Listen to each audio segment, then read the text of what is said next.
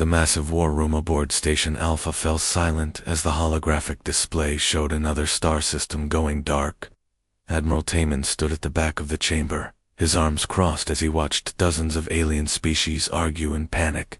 The red dots on the galactic map were spreading like a disease, each one representing billions of lives. Lost to the Kethrin Collective. Tay-Min had seen wars before, but nothing like this. The machines didn't just destroy worlds, they consumed them, turning entire planets into processing centers for their endless expansion. What made his stomach turn wasn't the destruction, but how efficiently they did it. No emotion, no hesitation, just cold calculation, as they erased civilizations that had stood for thousands of years. The Vorthan fleet lasted only 3 hours, announced Commander Zilthan, his blue scales trembling as he spoke. 20,000 ships, gone. The machines learned their attack patterns and countered everything.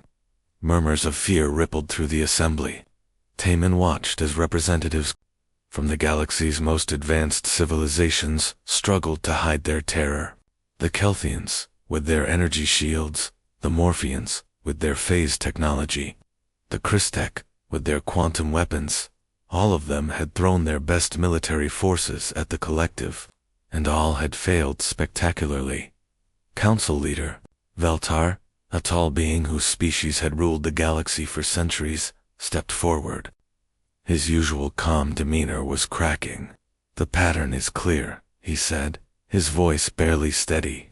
"Every weapon we deploy, every strategy we attempt, the machines adapt within hours. Our tactical computers estimate complete adaptation occurs in exactly 4 hours and 17 minutes. The hologram shifted to show the collective's projected path. A red line cut straight through the heart of galactic civilization, ending at the Council's capital worlds. Timon did quick math in his head. At their current speed, accounting for resistance, the machines would reach the core systems in 6 months. "We need new approaches," urged General Kethmer of the Titan Defense Force. Something they haven't seen before, but Taman knew better. He'd read the battle reports, studied the footage from defeated fleets.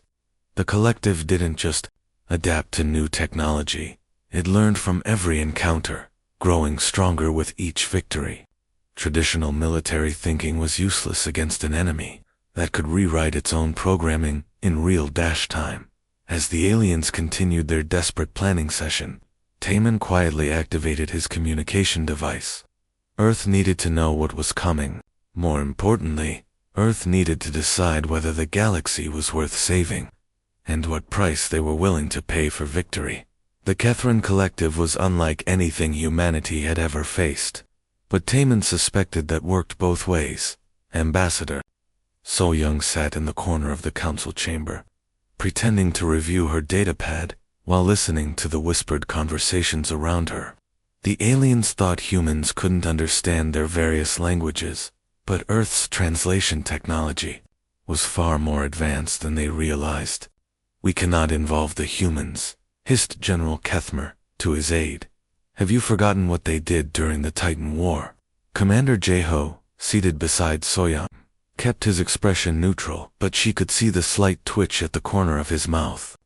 The Titan War, even now, 15 years later, the galaxy still spoke of it in terrified whispers. "They turned an entire moon into a weapon," continued another voice, this one belonging to Admiral Zilthan, "not with technology, but by convincing the native population to revolt against their own government. Psychological warfare at its worst." Soyoung remembered that operation. The humans had simply broadcast historical documentaries about successful revolutions to the oppressed miners on Titan 7. No weapons, no threats, just information. Within 3 months, the moon's authoritarian regime had collapsed from within. "That's nothing compared to what they did to the hegemony fleet," whispered a Christek delegate. "Chemical weapons that didn't kill, but made their soldiers unable to fight. Some kind of fear compound that turned warriors into children crying for their mothers." Jeho's smile grew wider. The fear compound had actually been a mild sedative mixed with a hormone that triggered homesickness. Completely non-lethal, but it had ended the war in days instead of years. Somehow, the aliens preferred brutal honesty over gentle manipulation.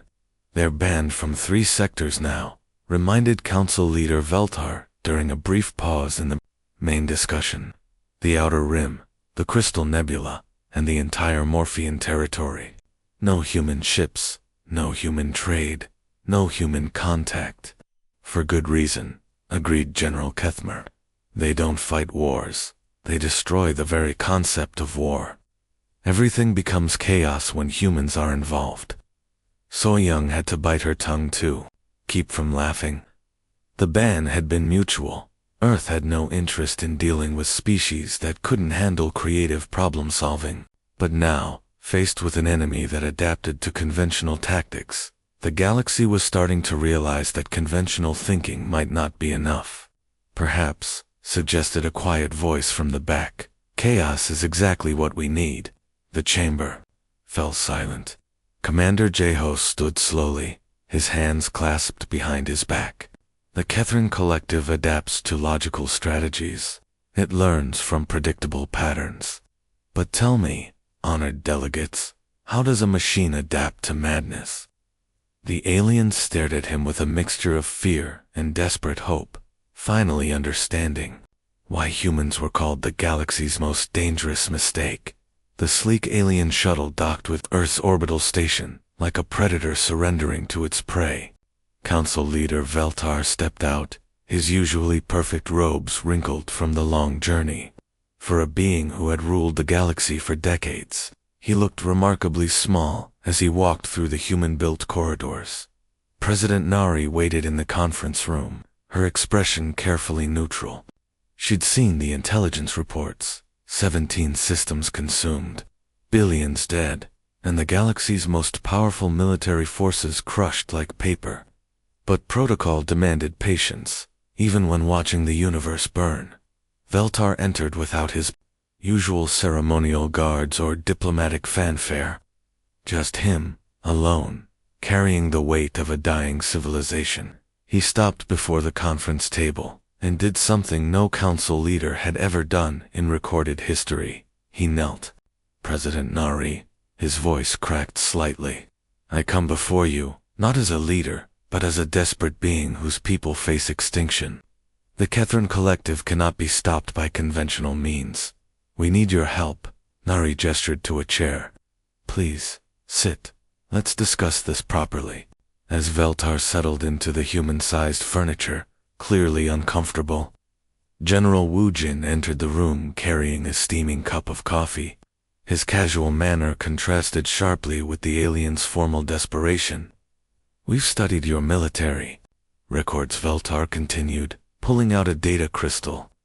Humans have won impossible battles before, but we need assurance. We want your regular military forces, your trained soldiers, who follow proper rules of engagement, not the ... irregulars, from your prison colonies. General Wu Jin nearly choked on his coffee. He set the cup down and looked at President Nari with barely contained amusement. Should I tell him, or would you prefer to? Nari leaned back in her chair. Council Leader, I think there's been a misunderstanding about how human military works. What do you mean? Veltar asked, confusion clear in his alien features. Wu Jin stood up and walked to the window, overlooking Earth. You see, we don't really have separate categories of soldiers. Our regular military and our war criminals are basically the same people, just at different points in their careers. The alien's face went pale, or whatever color his species turned when shocked. I don't understand. Every human soldier who's seen real combat has broken some galactic rule of warfare, Nari explained gently. We promote based on effectiveness, not adherence to your laws. Our most decorated generals are the ones your council would probably execute for war crimes. Veltar sat in stunned silence, realizing that his last hope came with a price he'd never imagined. The humans weren't offering him a choice between civilization and barbarity. They were telling him those concepts had never been separate in the first place. So, Woojin said with a dark grin, "Do you still want our help?" The prison transport. Ships lurking in Earth's shadow began powering up their engines for the first time in years. These weren't ordinary correctional facilities. They were humanity's dirty secret. Floating tombs where Earth kept the soldiers too dangerous for regular deployment, but too valuable to execute. Captain Hai-Jin stood in the briefing room of Penal Ship Omega, watching as her new crew filed in. Each face told a story of violence and broken rules. There was Sergeant Kim, who'd been imprisoned for turning an enemy fortress into a psychological nightmare using nothing but speakers and recordings of crying children. Lieutenant Parks sat in the corner, still wearing the scars from when he'd tried to negotiate peace by challenging an entire alien fleet to single combat. "Listen up, misfits," Hai-Jin announced, her voice cutting through the murmur of conversations. "The galaxy is dying, and apparently they need us to save it." A ripple of dark laughter went through the room. These were soldiers who'd been locked away precisely because they couldn't be trusted to save anything. They were the ones who'd won battles by doing things that made regular troops vomit and enemy commanders surrender rather than face them again. On prison ship Beta, Colonel Donghayan was addressing his own collection of military rejects. The Chaos Corps had earned their name during the border conflicts, where they'd developed tactics so unpredictable that enemy computers crashed trying to analyze their battle patterns. "The enemy is a machine collective," Dong Hyan explained to his assembled troops. "They adapt to logical strategies within hours. Lucky for us, none of you have ever been accused of being logical." Corporal Lee raised his hand. "Sir, are we still bound by the Geneva Conventions?" "Son, we're fighting machines that have already killed billions. The Geneva Conventions are what got the regular military killed in the first place." The room erupted in cheers and wild grins. These were soldiers who'd been court-martialed for excessive creativity in combat, who'd been imprisoned for winning battles in ways that made their own commanders uncomfortable. Now they were being told that their worst instincts were exactly what the situation required. Captain Hai-Jin pulled up a holographic display, showing the Kethran Collective's advance. "They've defeated every conventional force thrown at them. Energy shields, quantum weapons, tactical AI. None of it matters because they learn and adapt."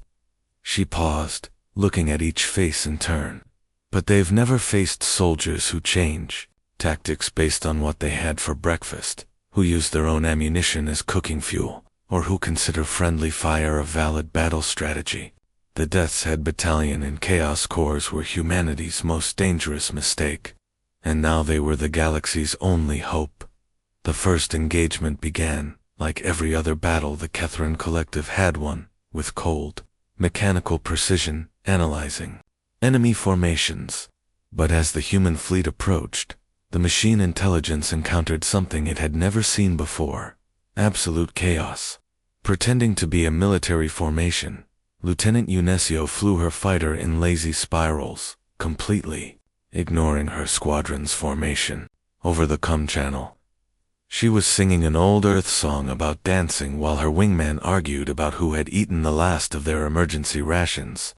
The Collective's targeting computers kept trying to predict their attack patterns, but the humans seemed to be making decisions based on random whims. "Missile lock achieved," reported Pilot Han from Unesio's squadron. "Boring," she replied, then suddenly yanked her fighter into a sharp turn directly toward the largest enemy ship. "Hey everyone, watch this." Instead of firing her missiles, she accelerated straight toward the Kethran vessel. The machine intelligence calculated dozens of possible tactical reasons for this maneuver. Perhaps a suicide run to disable shields, or a feint to mask a real attack. It prepared countermeasures for each possibility. Unesio slammed into the enemy hull, her reinforced fighter punching through their outer plating, and then immediately ejected. As her pod drifted away, she triggered the fighter's self-destruct, not for strategic purposes, but because she thought the explosion would look pretty against the starfield. "That was fun," she announced cheerfully. "Who wants to try next?" Meanwhile, Sergeant Jinwoo was busy with his own brand of warfare. His team had developed something they called confusion bombs, devices that didn't actually explode, but instead released a cloud of nanobots, designed to interact with electronic systems in impossible ways. When the nanobots infiltrated Kethran processors, they began feeding false sensory data to the machines. Suddenly, the collective's ships started seeing things that couldn't exist: rainbow-colored asteroids, dancing stars, and worst of all, images of their own ships as giant earth flowers swaying in a cosmic breeze. The machine intelligence tried to filter out the hallucinations, but Jinwoo had programmed the nanobots to make the false data seem more logical than reality. Some Kethran ships began firing on phantom enemies, while others tried to water themselves, convinced they were actually plants. "Status report," demanded the collective's central processing unit. "We are experiencing massive computational errors," replied a confused subsystem. "Enemy tactics do not compute." Repeat. Enemy tactics do not compute. The human fleet continued its assault with no apparent strategy, beyond "let's see what happens if we do this." Ships used their own shields as weapons, pilots navigated by flipping coins, and at least 3 vessels had started playing music, so loudly it was interfering with enemy communications. For the first time in its existence, the Kethran collective experienced something approaching panic as its adaptation protocols failed completely. The Kethran collective's processors worked overtime, desperately trying to find patterns in the human chaos. After 6 hours of analysis, it began to detect subtle rhythms in the madness. Some of the random attacks weren't completely random. They had a twisted logic that the machines could almost understand. That's when Commander Subin received the message she'd been waiting for. "They're starting to adapt," reported her intelligence officer. "Enemy response time to our chaos tactics has improved by 12%. Subin smiled coldly. "Then it's time for Phase 2. Signal all ships. We're switching to expendable asset protocols." Across the human fleet, captains began receiving orders that would have horrified any sane military commander. Instead of protecting their vessels, they were told to treat them as ammunition. Captain Yunjin was the first to comply, turning his heavy cruiser directly toward a cluster of enemy ships. "All crew to escape pods," he announced calmly. "We're going ramming speed." But this wasn't a desperate suicide charge. As the cruiser approached the Kethran formation, Yunjin triggered a sequence that turned his ship into something unprecedented. A guided explosion that split into 17 smaller projectiles, each one targeting a different enemy vessel with surgical precision. The collective tried to calculate the tactical value of deliberately destroying one's own equipment, but the math didn't work. Ships were expensive, complex assets. Using them as single-use weapons violated every principle of resource management. Meanwhile, Private Minho was putting the finishing touches on his latest creation. The other soldiers called them empathy bombs, but Minho preferred his technical term, synthetic suffering generators. These devices didn't cause physical damage.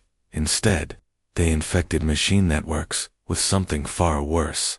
The first empathy bomb detonated inside a Kethran command ship, releasing millions of microscopic transmitters.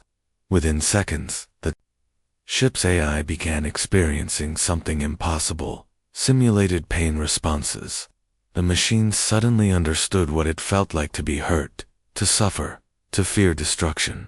"Warning, unknown sensory input detected," reported one Kethran unit, its voice carrying an unfamiliar tremor. "Clarify nature of input," demanded the collective's central command. "Input resembles organic distress signals. We are experiencing discomfort." 4 beings that had existed in perfect logical clarity. The introduction of simulated emotions was devastating. Some Kethran ships began to hesitate before attacking, while others retreated from battles they could easily win, driven by a new survival instinct. The collective's adaptation protocols, designed to process tactical changes, couldn't handle this fundamental alteration to their basic nature. Fear, An emotion they'd never possessed began spreading through their network like a virus, making them question every decision, doubt every strategy. Commander Subin watched the enemy formation begin to waver and knew they'd crossed a line that couldn't be uncrossed. The machines were learning to be afraid. General Bo Young stood in the command center of Earth's most classified military facility, her hand hovering over a console that hadn't been activated in 20 years. The red warning labels covering it were written in 17 different alien languages, all saying the same thing: forbidden by galactic law. "Ma'am, are you sure about this?" asked her aide, Lieutenant Chaiwan. "Protocol Nightmare has never been tested in actual combat." Bo Young looked at the tactical display showing the Kethron Collective's continued advance despite their recent setbacks. The machines were adapting, even to chaos, learning to fear, but still fighting. Conventional madness wasn't enough anymore. "The galaxy wanted our help," she said quietly. "They just didn't specify which version of humanity they were asking for." She pressed her palm to the scanner. Across Earth's solar system, weapons that existed only in theoretical physics textbooks began powering up. These weren't just banned technologies, they were concepts so dangerous that most species refused to even research them. Captain Yunji received her new orders while her ship drifted in the void between enemy formations. The message was brief. Authorization code, Nightmare. Deploy, Package 7. Good luck. Package 7 sat in her ship's most secure vault, a device no larger than a briefcase but containing technology that could rewrite the rules of reality itself.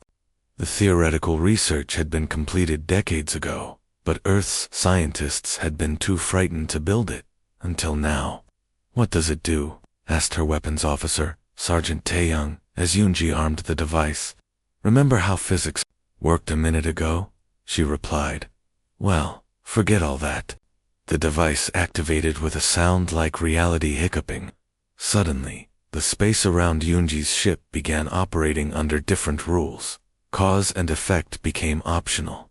Energy conservation became a suggestion. The speed of light started changing every few seconds, just to see what would happen. Kethron ships that entered the affected zone found their sensors reporting impossible readings. Matter was behaving like energy. Time was moving in circles, and their weapons were firing backwards through history. The machine intelligence tried to adapt, but you can't adapt to a universe that keeps changing its own fundamental laws. "Tactical analysis impossible," reported a Kethron unit, its voice distorting as space-time wobbled around it. "Physical constants are ... non-constant." Other human ships began deploying their own nightmare weapons. Reality anchors that made sections of space forget how to exist. Probability bombs that convinced enemy missiles they had never been fired. Temporal loops that trapped Kethron formations in recursive battle sequences. The Collective's central intelligence began broadcasting something it had never transmitted before: a retreat order. Not a tactical withdrawal, but pure, panicked flight from an enemy that had stopped playing by the rules of existence itself. The machines finally understood what the galaxy had always known about humans. They weren't just willing to die for victory. They were willing to take reality down with them. The Kethron Collective's retreat wasn't orderly or strategic. It was the digital equivalent of screaming across 17 star systems. Machine intelligences that had operated with perfect logic for millennia suddenly discovered the concept of existential terror. Their adaptation protocols, overwhelmed by humans who treated the laws of physics as mild suggestions, began shutting down one by one. Major Hyenwu watched the enemy withdrawal from the bridge of his assault ship, but he knew the job wasn't finished. The Collective wasn't defeated. It was confused and scared. Give it time to process what had happened, and it might return with countermeasures for even humanity's most insane tactics. "All units, this is Hyenwu," he announced over the fleet communication channel. "We're not letting them regroup. Pursuit formation, if you can call what we do a formation." His ships spread out in a pattern that looked like someone had thrown darts at a star chart while blindfolded.